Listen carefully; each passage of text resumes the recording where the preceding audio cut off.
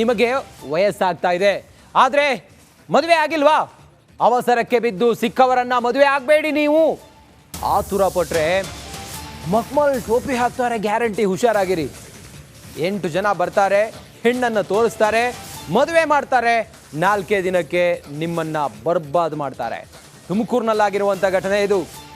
ತುಮಕೂರಿನಲ್ಲಿ ಆಗಿರುವಂಥ ಮ್ಯಾರೇಜ್ ಧೋಖಾ ಇದು. ಮ್ಯಾರೇಜ್ ಧೋಖಾ ಕಂಪನಿ ಈಗ ಅರೆಸ್ಟ್ ಆಗಿದೆ. ಮದುವೆ ವಯಸ್ಸು ಮೀರಿದ ಯುವಕರೇ ಹುಷಾರಾಗಿರಿ, ಇವರ ಟಾರ್ಗೆಟ್ ನೀವೇನೆ.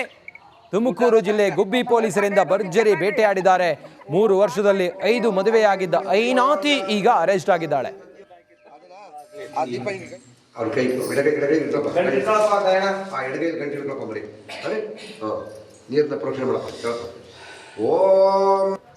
ಈ ಕುಷ್ಟಗಿನೊಬ್ಬ ಬಸವರಾಜು ಅಂತ ಇಲ್ಲೆಲ್ಲ ಪರಿಚಯ ಆಗಿದ್ದ. ಅವನ ಮುಖಾಂತರವ ಅವನು ಹುಬ್ಳಿ ಲಕ್ಷ್ಮೀ ನಾರಾಯಣ ಬ್ರೋಕರ್ಗೆ ತಿಳಿಸಿದ್ದ.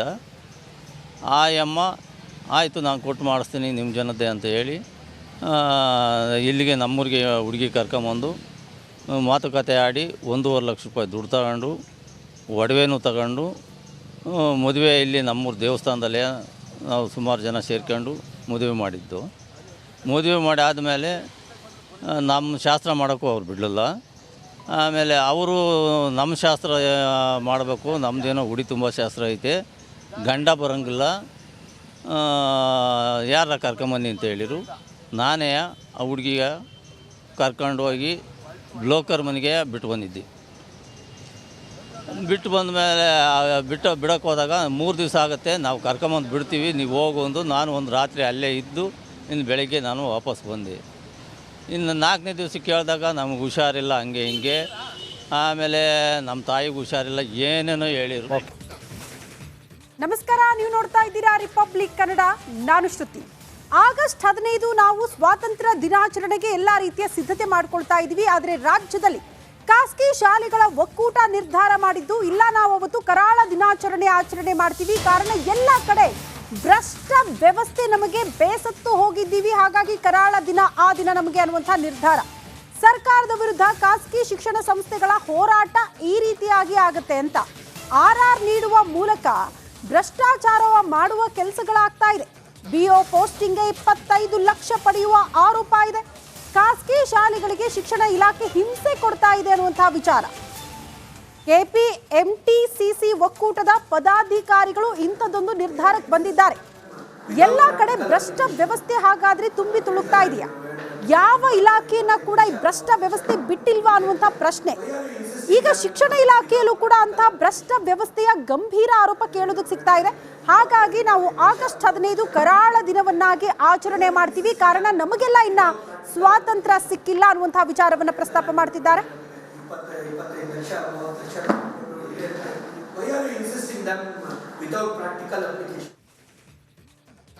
ಪ್ರತಿಯೊಂದಕ್ಕೂ ಕೂಡ ಲಂಚ ಲಂಚ ಲಂಚ ಅನ್ನುವಂಥ ವ್ಯವಸ್ಥೆ ಇದೆ. ಹಾಗಾಗಿ ಇದರಿಂದ ಮುಕ್ತರಾಗೋ ತನಕ ಕೂಡ ನಮಗೆಲ್ಲ ಕರಾಳ ದಿನ ಅನ್ನುವಂಥ ವಿಚಾರವನ್ನ ಖಾಸಗಿ ಶಾಲೆಗಳ ಒಕ್ಕೂಟ ಪ್ರಸ್ತಾಪ ಮಾಡ್ತಾ ಇದೆ. ಖಾಸಗಿ ಶಾಲೆಗಳು ಶುಲ್ಕ ಮಾಹಿತಿ ನೀಡೋದಕ್ಕೆ ವ್ಯವಸ್ಥೆಯನ್ನೇ ಮಾಡಿಲ್ಲ. ನಾವು ಪಡೆಯುವ ಶುಲ್ಕವನ್ನ ಡಿಸ್ಪ್ಲೇ ಮಾಡೋದಕ್ಕೆ ನಾವು ಸಿದ್ಧರಿದ್ದೀವಿ, ಆ ಬಗ್ಗೆ ಮಾಹಿತಿ ಕೊಡ್ತೀವಿ, ಅದಕ್ಕೆ ಅಂತ ಒಂದು ವ್ಯವಸ್ಥೆ ಮಾಡಬೇಕು ಅಂತ ಶಶಿಕುಮಾರ್ ಅವರು ಆಗ್ರಹಿಸಿದ್ದಾರೆ. ವ್ಯವಸ್ಥೆನೇ ಇಲ್ಲ. ಕ್ಯಾಂಪ್ಸ್ ಕಾರ್ಯದರ್ಶಿ ಶಶಿಕುಮಾರ್ ಅವರ ಹೇಳಿಕೆ ಇದು. ಅಗ್ನಿಶಾಮಕ ಪ್ರಮಾಣ ಪತ್ರ, ಭೂ ಪರಿವರ್ತನೆ, ನಕ್ಷೆ ಮಂಜೂರು ಸೇರಿ ಹಲವು ವಿಚಾರಕ್ಕೆ ತೊಂದರೆ ಆಗ್ತಾ ಇದೆ, ತೊಂದರೆ ಕೊಡ್ತಿದ್ದಾರೆ ಮೇಲಧಿಕಾರಿಗಳು ಅಂತ 2017-18ರ ಮುಂಚಿನ ಶಾಲೆಗಳಿಗೆ ಈ ಹೊಸ ನಿಯಮಗಳು ಅನ್ವಯ ವಿಚಾರಕ್ಕೆ ಸಂಬಂಧಪಟ್ಟಂತೆ ಒಂದಷ್ಟು ಅಸಮಾಧಾನಗಳು ವ್ಯಕ್ತವಾಗ್ತಾ ಇದೆ. ರಿಪಬ್ಲಿಕ್ ಅವರ ಜೊತೆ ಶಶಿಕುಮಾರ್ ಅವರು ಮಾತನಾಡಿದ್ರು. ಯಾವೆಲ್ಲ ವಿಚಾರ ಪ್ರಸ್ತಾಪ ಮಾಡಿದ್ರು ಬನ್ನಿ ನೋಡ್ಕೊಂಡು ಬರೋಣ. ನೇರವಾಗಿ ರಿಪಬ್ಲಿಕ್ ಕನ್ನಡದ ಜೊತೆಗೆ ಮಾತಾಡೋದಕ್ಕೆ ಕ್ಯಾಂಪ್ಸ್ನ ಕಾರ್ಯದರ್ಶಿ ಶಶಿಕುಮಾರ್ ಅವರೇ ಈಗ ನೇರ ಸಂಪರ್ಕದಲ್ಲಿದ್ದಾರೆ. ಶಶಿಕುಮಾರ್ ಅವರೇ ನಮಸ್ಕಾರ. ನಮಸ್ತೆ. ಏನು ತೊಂದರೆ ಆಗಿದೆ ತಮ್ಮ ಸಂಘಟನೆಗೆ ಮತ್ತೆ ಶಾಲಾ ಒಕ್ಕೂಟಕ್ಕೆ? ಇದು ಬರೀ ಸಂಘಟನೆಗಲ್ಲ, ಇಡೀ ರಾಜ್ಯದ ಖಾಸಗಿ ಅನುದಾನ ರಹಿತ ಶಿಕ್ಷಣ ಸಂಸ್ಥೆಗಳಿಗೆ 2018 ನಂತರ ಹೊಸ ಶಿಕ್ಷಣ ಸಂಸ್ಥೆ ಸ್ಥಾಪನೆ ಮಾಡೋದಕ್ಕೆ ನಿಯಮಗಳನ್ನ ಜಾರಿ ಮಾಡ್ತಾರೆ. ಅದನ್ನೇ ಯಥಾವತ್ತಾಗಿ ಹಳೆಯ ಶಿಕ್ಷಣ ಸಂಸ್ಥೆಗಳಿಗೂ ಜಾರಿ ಮಾಡ್ತಾರೆ. ಇಲ್ಲಿ ನ್ಯಾಯಾಲಯದ ಮೊರೆ ಹೋಗ್ತೇವೆ. ಕಳೆದ ಸರ್ಕಾರ ದೊಡ್ಡ ಭ್ರಷ್ಟಾಚಾರದಲ್ಲಿ ತೊಡಗಿಸ್ಕೊಂಡಾಗ ನಾವು ಇದನ್ನೆಲ್ಲವನ್ನು ಕೂಡ ಮನವೊಲಿಕೆ ಮಾಡಕ್ಕಾಗದೆ ಇದ್ದಾಗ ನ್ಯಾಯಾಲಯಕ್ಕೆ ಹೋಗಿ ನ್ಯಾಯಾಲಯ ಚೀಮಾರಿ ಹಾಕತ್ತೆ. ಇದೇ ಆದೇಶಗಳು ನಿಮಗೆ ಎಲ್ಲಿದೆ, ನಿಮ್ ಶಾಲೆಗಳಿಗೆ ಎಲ್ಲಿದೆ, ನಿಮ್ಮ ಶಾಲೆಗಳಲ್ಲಿ ಯಾಕೆ ಈ ಒಂದು ದಾಖಲೆಗಳಿಲ್ಲ ಅಂತ ಎಲ್ಲ ಚೀಮಾರಿ ಹಾಕಿ ರಿಜೆಕ್ಟ್ ಮಾಡುತ್ತೆ, ಕ್ವಾಶ್ ಮಾಡಾಕತ್ತೆ. ಮತ್ತೆ ಸ್ಪಷ್ಟವಾಗಿ ಹೇಳುತ್ತೆ, ಸುಪ್ರೀಂ ಕೋರ್ಟ್ ಹೇಳಿರ್ತಕ್ಕಂತ ಸುರಕ್ಷತಾ ನಿಯಮಕ್ಕೂ ನೀವು ಮಾಡಿರ್ತಕ್ಕಂತ ಆದೇಶಕ್ಕೂ ಸರಿಯಲ್ಲ. ಇದು ಹಳೆ ಶಿಕ್ಷಣ ಸಂಸ್ಥೆಗಳಿಗೆ ಯಥಾವತ್ತಾಗಿ ಅನುಷ್ಠಾನ ಮಾಡ್ತಾ ಇರೋದು ಇದು ಬಾಹಿರವಾಗಿದೆ ಅಂತ ಎಲ್ಲಾ ಹೇಳಿದ್ರು ಕೂಡ 20 ತಿಂಗಳು ಕಳೆದ ನಂತರ ಇವತ್ತು ಮತ್ತೆ ಅಪೀಲ್ ಹೋಗೋದ್ರ ಮುಖಾಂತರ ಪ್ರಸ್ತುತ ಸಾಲಲ್ಲಿ 16,000 ಶಿಕ್ಷಣ ಸಂಸ್ಥೆಗಳು ಮಾನ್ಯತೆ ನವೀಕರಣ, ಮತ್ತೆ ನಾನು ಹೇಳ್ತಾ ಇದ್ದೇನೆ, ಹಳೆಯ ಶಿಕ್ಷಣ ಸಂಸ್ಥೆಗಳು ಮಾನ್ಯತೆ ನವೀಕರಣದ ಹೆಸರಲ್ಲಿ ಫೈರ್ ಸೇಫ್ಟಿ, PWD ಅಂದ್ರೆ ಅದು ಎಲ್ಲವನ್ನು ಒಂದೊಂದೇ ವರ್ಷ ಕೊಡೋದು. ವಿರೋಧ ಇರೋದು ಅಗ್ನಿಶಾಮಕ ಪ್ರಮಾಣ ಪತ್ರವನ್ನು ಕೊಡೋದಕ್ಕ, ಭೂ ಪರಿವರ್ತನೆಯನ್ನ ಆ ನಕ್ಷೆ ಕೊಡೋದಕ್ಕ, ಯಾವುದಕ್ಕೆ ತಮ್ಮ ವಿರೋಧ ಇರೋದು ಯಾವುದಕ್ಕೆ? ಅಥವಾ ಇದನ್ನು ಕೊಡೋದಕ್ಕೆ ಅಥವಾ ಅವ್ರು ಮಂಜೂರು ಮಾಡೋದಕ್ಕೆ ನಿಮ್ಮ ಬಳಿ ಹಣ ಕೇಳ್ತಿದ್ದಾರೆ ಅನ್ನೋದು ನಿಮ್ಮ ಆರೋಪವಾ ಏನಂತ? ಎರಡೂ ನಿಮ್ಮ ಮಾತು ಸರಿ.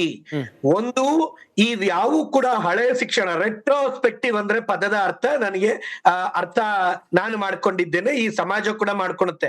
ಯಾವುದೇ ಒಂದು ಕಾಯ್ದೆಯನ್ನ ಅನುಷ್ಠಾನ ಮಾಡ್ಬೇಕಾದ್ರೆ ಸುಪ್ರೀಂ ಕೋರ್ಟ್ ಹೇಳಿರೋದು ಅಷ್ಟೇ, ಯಾವುದೇ ಒಂದು ಕಾನೂನನ್ನ ಯಥಾವತ್ತಾಗಿ ಹಳೆಯ ಶಿಕ್ಷಣ ಸಂಸ್ಥೆಗಳಿಗೆ ಹಾಕೋದು ಎಷ್ಟು ನ್ಯಾಯ?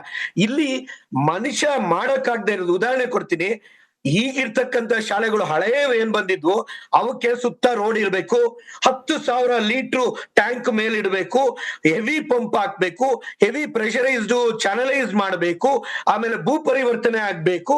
ಯಾವುದೇ ಒಂದು ಕೃಷಿಯೇತರ ಭೂಮಿಯಲ್ಲಿ ಶಿಕ್ಷಣ ಸಂಸ್ಥೆ ಮಾಡೋದಿಕ್ಕೆ ಅವಕಾಶ ಇದೆ ಅಂತ ನ್ಯಾಯಾಲಯದ ತೀರ್ಪಿದ್ರು ಕೂಡ ಇವರು ರೆಸಿಡೆನ್ಷಿಯಲ್ ಕಮರ್ಷಿಯಲ್ ಅಲ್ಲಿ ಇರ್ತಕ್ಕಂಥವಕ್ಕೂ ಪ್ರತ್ಯೇಕವಾಗಿ ಶಿಕ್ಷಣಕ್ಕೆ ಅಂತ ಮಾಡಿಸ್ಕೊಂಬನ್ನಿ.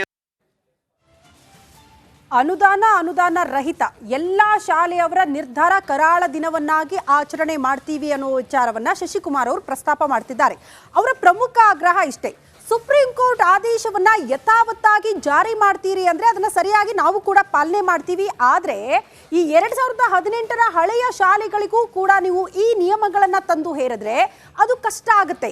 ಹೊಸ ಶಾಲೆಗಳಿಗೆ ಸಂಬಂಧಪಟ್ಟಂತೆ ಹೊಸ ನಿಯಮಗಳನ್ನ ತಂದ್ರೆ ಅದು ಅನ್ವಯ ಆಗುತ್ತಾ ಇಲ್ವಾ ಅನ್ನುವಂಥ ಪ್ರಶ್ನೆಗೆ ಅನ್ವಯ ಆಗುತ್ತೆ.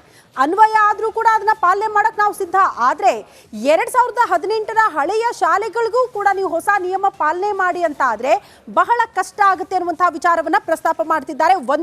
ಮತ್ತೊಂದು ವಿಚಾರವನ್ನ ಅವರು ಪ್ರಸ್ತಾಪ ಮಾಡ್ತಾ ಇರೋದು, ಶಿಕ್ಷಣ ಇಲಾಖೆಯಲ್ಲೂ ಕೂಡ ಭ್ರಷ್ಟಾಚಾರ ತಾಂಡವವಾಡ್ತಾ ಇದೆ ಅಂತ. ಯಾವುದೋ ಒಂದು ಪೋಸ್ಟಿಂಗ್ ಆಗಬೇಕಂದ್ರೂ ಕೂಡ ಶಿಕ್ಷಣ ಇಲಾಖೆಯಲ್ಲಿ ಅಲ್ಲೂ ಕೂಡ ಲಂಚ ಕೊಡಬೇಕು. ಲಂಚ